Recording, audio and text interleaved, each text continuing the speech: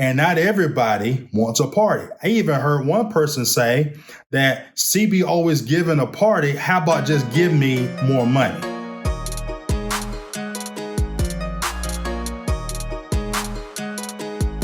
All right, so this is a message for the people that are entrepreneurs that now are beginning to having to hire people.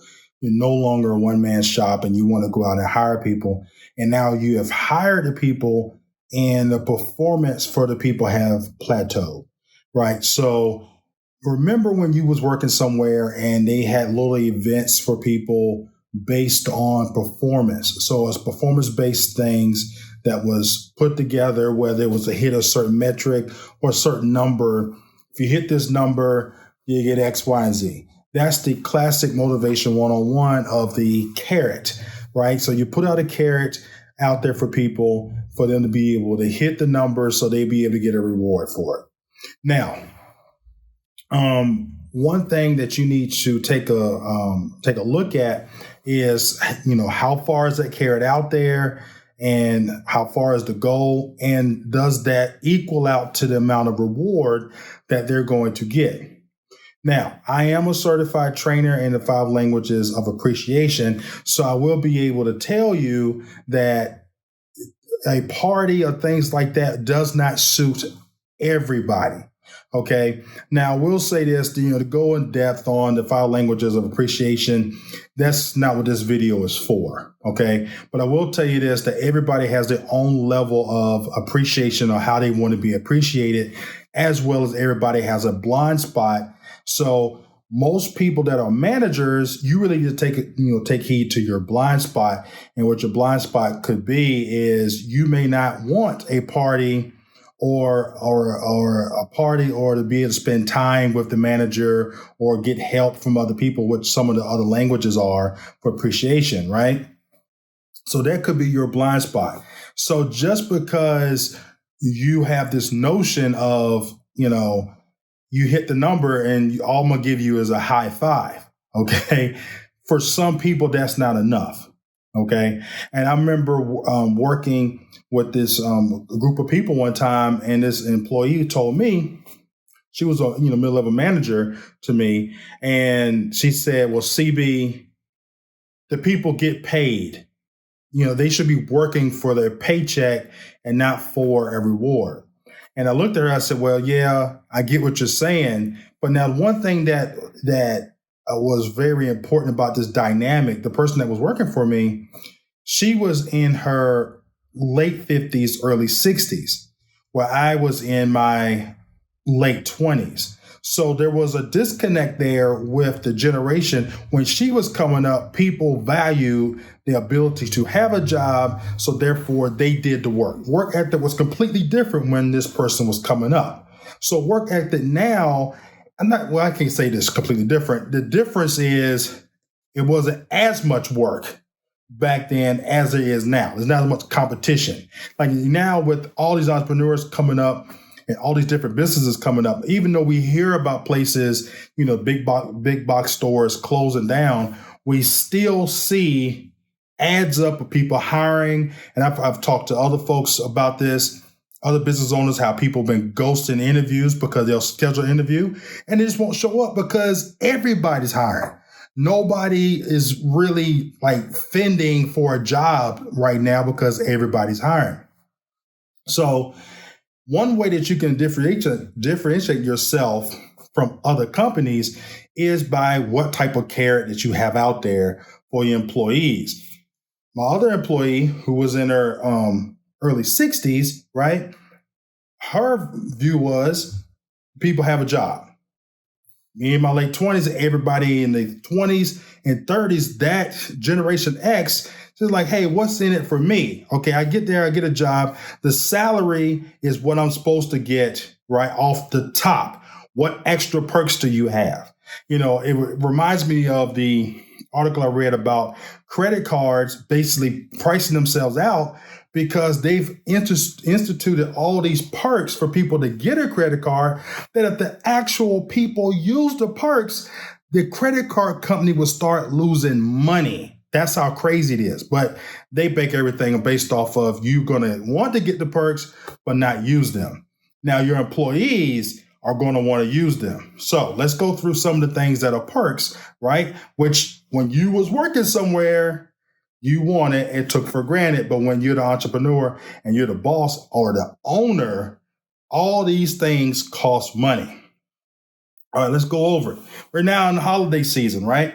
So in the holiday season, you have Thanksgiving Day and the day after Thanksgiving, which most people consider a holiday. But you got to take into account that on those 2 days, if you have PTO, which stands for paid time off, you got to pay your employees for work that was not done. Now, if you're really good at your budget, you can budget this in at the beginning of the year and say, okay, this is how much PTO I'm going to have, and this is how much money I got to set aside for PTO. That's right. You got to set this money aside to make sure that you're able to meet payroll, because that month, which is the month of November, your payroll or your revenue will be short because your employees will be out for 2 days, 1 to 2 days. Now you could go and play around, play some games and do double pay for the day after Thanksgiving or on Thanksgiving, especially if you got a company that is doing production, making things, right? But if you're a company that provides a service and service driven, most people do not want to be bothered on Thanksgiving Day. So therefore you just have them off. All right. So just be careful when you're thinking about PTO, because it really can morph into a major ordeal, especially if you don't have a human resources department. OK, so that was just an example of Thanksgiving. Then you got the next month, which is, December, which you got Christmas in there, which you got the 24th and the 25th. And then that's based, and the level of that complexity is based on what day Christmas falls on.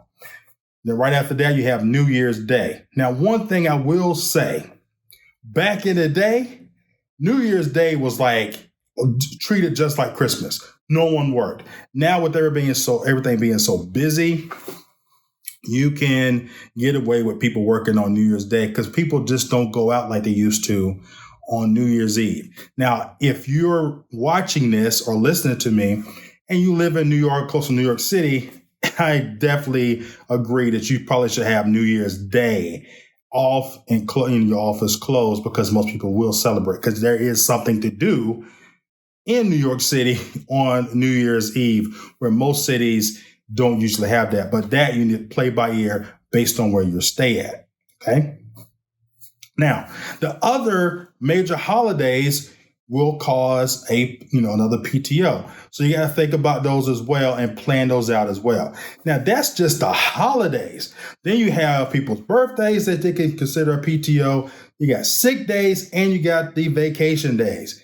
You got to start thinking about how long a person's got to work with you before they qualify for all of these things, and whether or not you're going to do a part-timers are eligible, or if it's just full-time, or is it just salary people. So those are the things you got to think about when you start hiring people and bringing them on, and then they start saying, what's in it for me? What type of perks does your company have? All right. So always keep that in mind. Okay. Another tip for motivating staff. I saw a meme the other day and it said, people always think that a pizza party is going to fix the inner turmoil or the morale in a company.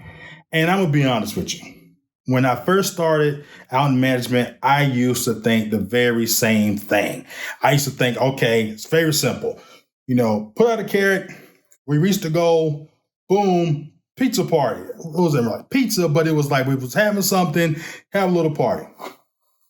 For me, back in the day, I used to have this massive Christmas party. And when I would set a goal, say if we meet this goal, we would have the Christmas party. Now, here's the deal.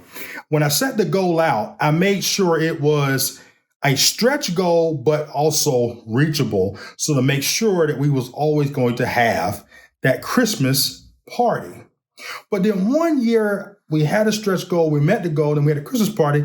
Then I started noticing that the attendance to the Christmas party was lower than previous years. It's because I was doing rinse and repeat.